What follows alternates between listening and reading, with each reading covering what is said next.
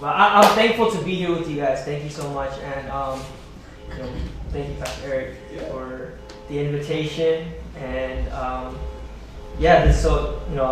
going into 2 years at the Brook, and I'm really thankful for my time here at the Brook, getting to know you guys, getting to know your families, and an opportunity just to do life with you guys as brothers and sisters. So I'm really thankful for that. I was assigned Exodus chapter 3. So this is page 30 in the Bibles that are around you. If you have one, follow along.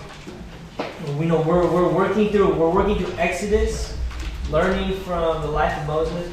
So a lot of the things that I want to share, and I think that Pastor Eric has talked about, and even what Eric was encouraging you guys to do, is something that I wish I heard more when I was in youth group, when I was in high school. And to hear this sister who has this boldness to say, I want to start praying for my school. Man, I wish I had that. I wish I had that fire. But even in hearing that, I think that there's something that she's encountered with the living God that we'll be learning about in this chapter that really changed her life. That made her say, you know what, like the risk and the cost of what I might lose is worth it because I know who this God is. I know what this encounter is real, and I know how life-changing it is. And so tonight, I just want to talk about, this isn't like the step-by-step process. This isn't like, if this isn't happening in your life, that's not to say that something's wrong with you. This is just, in studying this chapter, is as we look at the life of Moses, what was his process of encountering the living God? What was his process? So I'm just going to read. It's a long passage, chapter 3. I want to read it, say a few things, and then I'll take my seat, and then we'll close it. So this is on page 30. You guys are following along. It says, "Now Moses was keeping the flock of his father-in-law Jethro, the priest of Midian, and he led his flock to the west side of the wilderness and came to Horeb, the mountain of God. And the angel of the Lord appeared to him in a flame of fire out of the midst of a bush. He looked, and behold, the bush was burning, yet it was not consumed. And Moses said, I will turn aside to see this great sight, why the bush is not burned. When the Lord saw that he turned aside to see, God called to him out of the bush, Moses, Moses. And he said, Here I am. Then he said, Do not come near. Take your sandals off your feet, for the place on which you are standing is holy ground. And he said, I am the Lord, I am the God of your father, the God of Abraham, the God of Isaac, and the God of Jacob. And Moses hid his face, for he was afraid to look at God. Then the Lord said, I have surely seen the affliction of my people who are in Egypt, and have heard their cry because of their taskmasters. I know their sufferings, and I have come down to deliver them out of the hand of the Egyptians, and to bring them up out of the land to a good and broad land, a land flowing with milk and honey, to the place of the Canaanites, the Hittites, the Amorites, the Perizzites, the Hivites, and the Jebusites. And now behold, the cry of the people of Israel has come to me, and I have also seen the oppression with which the Egyptians oppress them. Come, I will send you to Pharaoh, that you may bring my people, the children of Israel, out of Egypt. But Moses said to God, Who am I that I should go to Pharaoh and bring the children of Israel out of Egypt? He said, But I will be with you. And this shall be a sign for you that I have sent you. When you have brought the people out of Egypt, you shall serve God on this mountain. Then Moses said to God, If I come to the people of Israel and say to them, The God of your fathers has sent to me, and they ask me, What is his name? What shall I say to them? God said to Moses, I am who I am. And he said, Say to the people of Israel, I am has sent me to you. God also said to Moses, Say this to the people of Israel, The Lord, the God of your fathers, the God of Abraham, the God of Isaac, and the God of Jacob has sent me to you. This is my name forever, and thus I am to be remembered throughout all generations. Go and gather the elders of Israel together and say to them, The Lord, the God of your fathers, the God of Abraham, of Isaac, and of Jacob, has appeared to me, saying, I have observed you and what has been done to you in Egypt, and I promise that I will bring you up out of the affliction of Egypt to the land of the Canaanites, the Hittites, the Amorites, the Perizzites, the Hivites, and the Jebusites. a land flowing with milk and honey. And they will listen to your voice. And you and the elders of Israel shall go to the king of Egypt and say to him, the Lord, the God of the Hebrews, has met with us. And now please let us go a 3 days' journey into the wilderness, that we may sacrifice to the Lord our God. But I know the king of Egypt will not let you go unless compelled by a mighty hand. So I will stretch out my hand and strike Egypt with all the wonders that I will do in it. After that he will let you go, and I will give this people favor in the sight of the Egyptians. And when you go, you shall not go empty, but each woman shall ask of her neighbor and any woman who lives in her house for silver and gold jewelry and for clothing.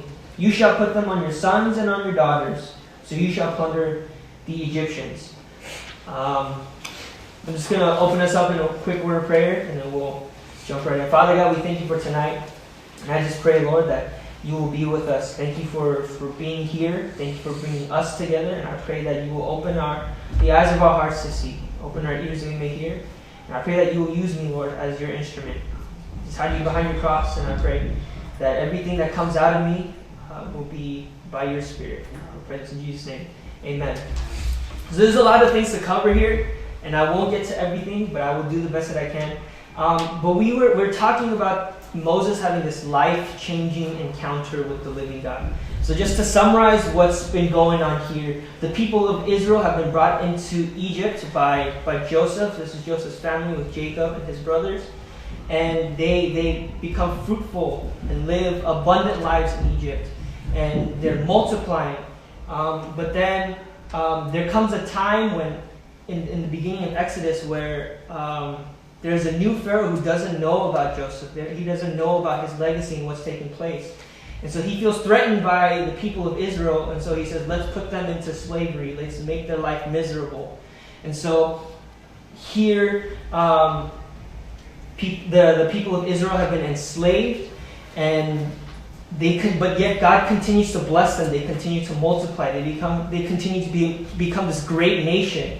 And so Pharaoh gives this decree saying, let's kill all the male-born children of Israel up until 2 years old.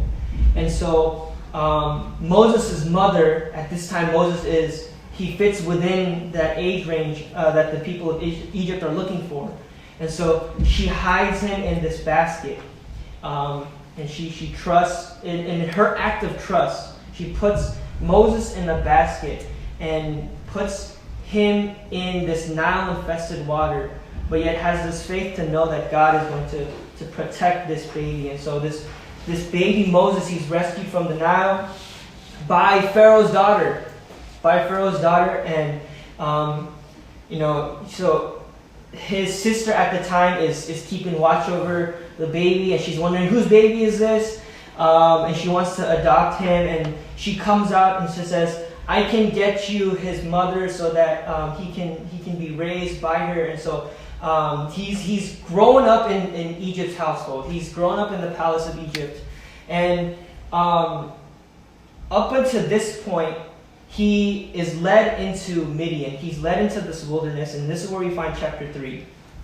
So this, in studying this passage, is what I've gained from this study is this process that Moses has gone through. That's something that we can relate to as well in the life of Moses, in encountering God and finding his identity and finding the purpose of his life, which I think is something that we continue to wrestle with. And it's not just unique to what you guys are in right now, but we continue to wrestle with every day is, God, you've laid this purpose on my life. You've given me this identity, and it's something that we continuously wrestle through even as we grow older. And so the first thing I want to draw our attention to is, this first point is that Moses was removed from his position in Egypt and brought into the wilderness. So what takes place before chapter 3 is that Moses, he's gone out to see his people. At this point, he's a prince. He's in the household of Egypt. And he sees an Egyptian beating a Hebrew servant. And so he strikes the Egyptian. Pretty much he murders him. And someone sees this, or he tries to cover up his crime. So he buries him. And then he sees two Hebrew people fighting. And he tries to break it up. He says, what are you doing? Are you going to kill us like you killed the other Egyptian? So at this point, he's afraid for his life. And so he runs and he flees into the wilderness. And this is where he meets his father-in-law Jethro. He meets his wife Zipporah. And this is where he starts to do life in the wilderness. And one thing I want to point out here is that sometimes, God does intentionally move us out of certain circumstances and situations so that he can speak to us in a more clear way. It doesn't mean that he can't speak to you where you are, but sometimes it does take that removal from one place into another in order for God to speak to you. Sometimes, we worry about labels that often anchor us. Like some things that we hear through our friends, some things that we see through social media, some things that we might see on the news, things that have been spoken over our lives that we begin to think about and allow to become our identity. But these are things that sometimes God removes us so that we're stripped of those identities, so that He can start us fresh and speak actual truth of who you are and who God's created you to be. And so sometimes God moves people. He moves us out of situations. Sometimes that looks like cutting off friends that are unhealthy for us. Sometimes it's removing certain people out of our lives, but also inviting other people. Again, it's not that God couldn't speak to Moses when he was in Egypt, but to have someone like Jethro, who at that time he was the priest of the tribe of the nomadic people of Midian, and so to have someone like Jethro, someone who as a spiritual role in his life, to come into his life and to build up his identity. Sometimes we need that so that we can hear clearly from God. And so we have to ask ourselves, who are these people that are speaking lies into our lives, who are speaking a false identity in us? But who are, more importantly, who are people who are lifting us up in who God's created us to be? Who are these people who are helping us to hear clearly the voice of God? Are they setting us up? Are they inviting us in a space where we can hear clearly, where we're flourishing? Or are we continuously surrounding ourselves? Are they inviting us into these spaces where it's leading us more away from God? It's turning us away from what is true, what is good. And so we see that Moses was removed from his position in Egypt and he's brought into the wilderness. And we see that a little bit in verse 1 too. It says, now Moses was keeping the flock of his father-in-law, Jethro, the priest of Midian, and he led his flock on the west side of the wilderness and came to Horeb. So here, we see that God doesn't do things on accident. He has a specific purpose and reason for everything. I mean, it might seem to Moses that he was trying to run away from his crime. But actually, in this moment, what we see instead is that God has perfectly orchestrated for this to happen so that he can meet him at this exact moment and at this exact time and place. And sometimes we're in this place where we're thinking, God, when are you going to speak to me? When are you going to show me, what am I going to do with my life? When are you going to tell me? When are you going to show me this clear direction? But God has a specific moment. God has a specific time and place when he will make that known to you. And our call is to stay patient, keep praying, keep allowing people to discern with you, to think clearly of those things. And so the second part of this process, again, is just the removal from where he was to a place where he can hear, where he can be reformed and remolded. But it's also learning who Moses was encountering. I think sometimes it's difficult for us to understand this process when we don't know who we're dealing with. Not our identity, but when it comes to knowing who God is. So from verses 4 to 18, which is a large chunk of passage, there's a couple of things that I want to lift up out of this in Moses' encounter with the living God. The first one is that he met a holy God. He met a holy God. So when we see this in verses 3 through 5, or 3 through 6 rather, we see this incredible, this phenomenon. Typically when you see a bush or a tree burning, what do you expect it to happen? Yeah, to wither away, to burn into ashes. But yet, something catches Moses' eye which is unnatural, but yet he's curious to check this out. And so when he goes, it says that the Lord calls out to him from this bush saying, Moses, Moses. He's calling out in this endearing form, Moses, Moses. He says, do not come here, take your sandals off your feet, for the place on which you are standing is holy ground. He's saying, don't come near. And when he reveals himself, I am the God of your father, the God of Abraham, the God of Isaac, the God of Jacob, this clicks in his mind that this is the living God that was with his ancestors, the God who blessed Abraham with his son Isaac, the God who was able to give him land and abundance and blessing, the God who was with Isaac and the God who was with Jacob, and realizing that this God is this holy God. It says he hides his face and he was afraid to look at God. And I believe that in that moment he realized, like, I'm in the presence of holiness. I'm in the presence of this perfect God, and I'm such a sinner.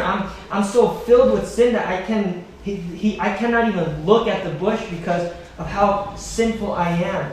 But it's amazing that God still calls him closer, and God still has that invitation for us that no matter the sin that we've done in the past, or even the sin that we will commit in the future, God invites us into community, into fellowship. So he meets this holy God.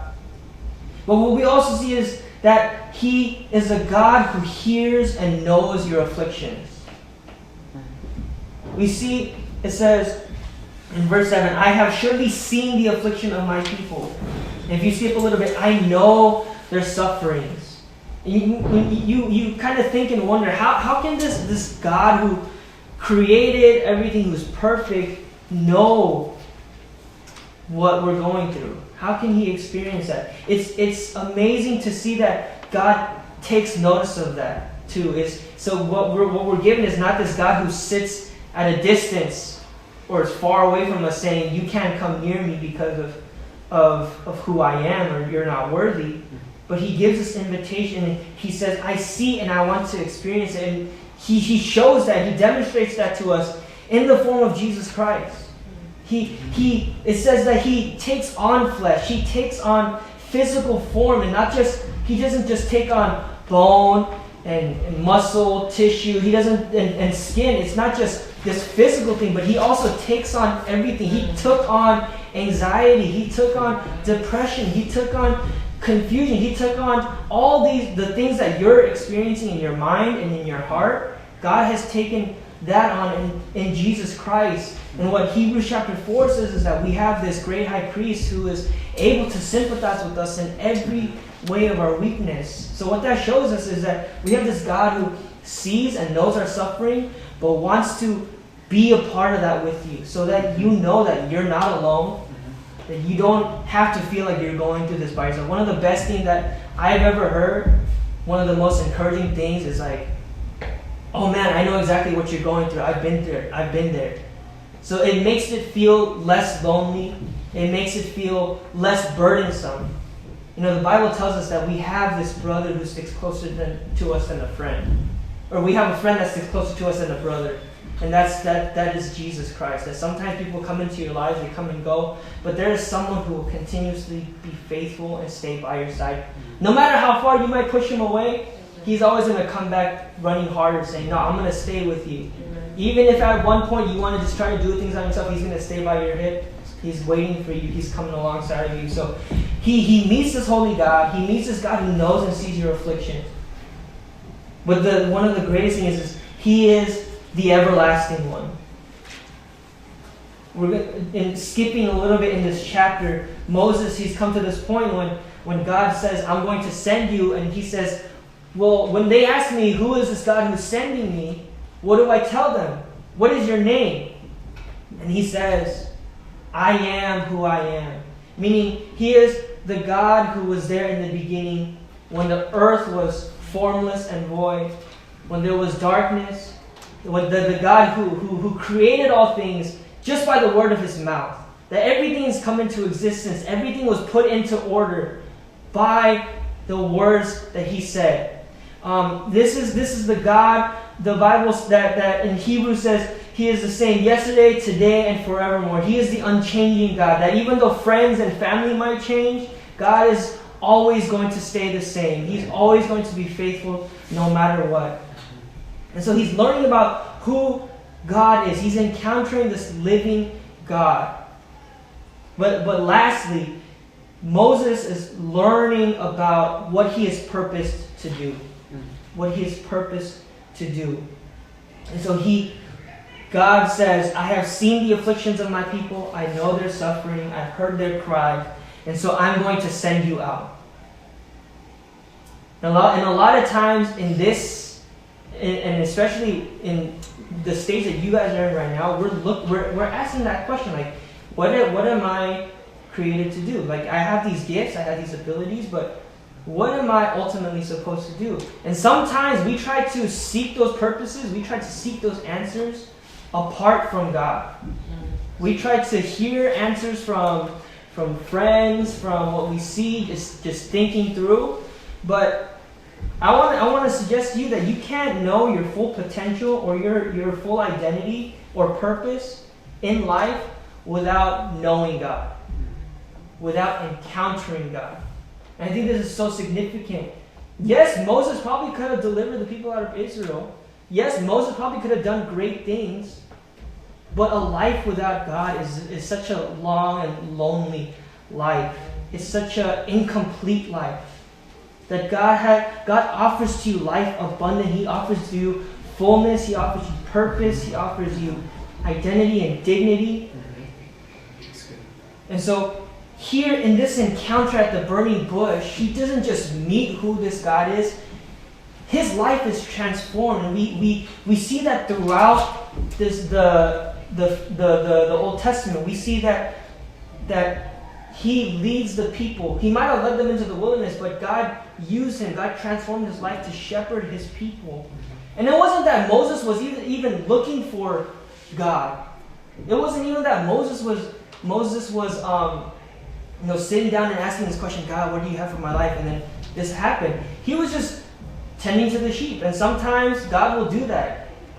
God will come and speak to you in the moment where you're just doing something ordinary. But he was being faithful to where he was at. So in this process, as we look in Moses' life of being removed, encountering God and understanding his purpose and what to do, knowing his full potential and purpose in life, I want to encourage you. I want to exhort you to meet this God for yourself. The reason why God has in this says I am who I am is he's saying I'm putting my reputation on the line. He could have said I'm the God who created heaven and earth. He could have said other things, but he says no, I am who I am. I am sending you. I am and he doesn't just do that. He says I know what's going to happen, and I'm going to expect it. But he's also saying I'm going to empower you. And I'm going to also bless you in this. So, like, if you look at the closing part of this chapter, it says that when he goes to Pharaoh, he says, I know the king of Egypt will not let you go unless compelled by a mighty hand. So he's saying, expect this opposition that you're going to face from Pharaoh. But he says, don't worry because I already know that, but I'm going with you. He's already anticipating Moses' doubting question, and he anticipates our doubting questions as well. He's anticipating us questioning him, but he knows that we're imperfect. He knows that we fall short, but he says, I'm going with you. I know. So I will stretch out my hand and strike Egypt with all the wonders that I will do in it. I will show Egypt my power. I will show before your eyes my power, so that you may also believe in me. And not only that, he says this in verse 21, and I will give this people favor in the sight of the Egyptians, and when you go, you shall not go empty. But each woman shall ask of her neighbor and any woman who lives in her house for silver and gold, jewelry, and for clothing. You shall put them on your sons and on your daughters, so you shall plunder the Egyptians.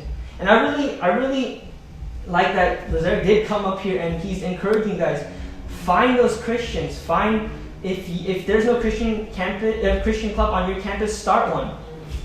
Because he's speaking that with the assurance to know that God's already given you the victory. And this is what God is promising. He's saying, I'm sending you knowing that you're going to be victorious. I'm sending you knowing that I'm going to use you so long as you put your faith and your trust in me. And I'm putting my reputation on the line. He's banking, he's saying, I'm putting myself on the line. And time after time, God has done that. And He demonstrated that especially in His Son, Jesus Christ. He's given it to us the perfect sacrifice, that when we put our trust and our hope in Him, He's promising us life everlasting. So much that He came down. He came down Himself and gave His life so that we may have life everlasting. I'm going to close this. That's all I got to say. But I'm gonna close in prayer, and then we'll have some time to discuss a few questions. Yeah. God, we thank You, Lord, that You are the same yesterday, today, and forevermore. And that's something that we can lean on. That as the hymn writer says, my hope is built on nothing less than Jesus' blood and righteousness. I dare not trust the sweetest frame, but wholly lean on Jesus' name. On Christ, the solid rock I stand. And all other ground is sinking sand. All other ground is sinking sand. Lord, things in this world come and go. Trends come and go. Friends come and go. People come in and out of our lives.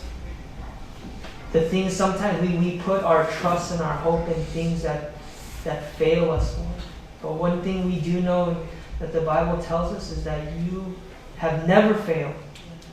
There is not once in the Bible where we are told that You've taken an L.